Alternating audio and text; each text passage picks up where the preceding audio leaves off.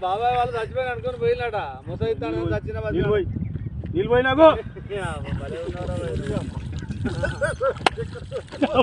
దీనికి మంచి రైట్ ఎందుకు పన్న వాళ్ళ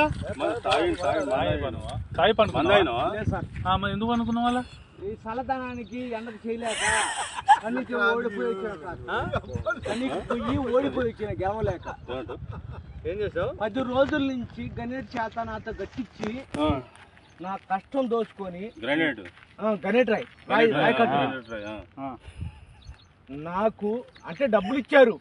కానీ శ్రమ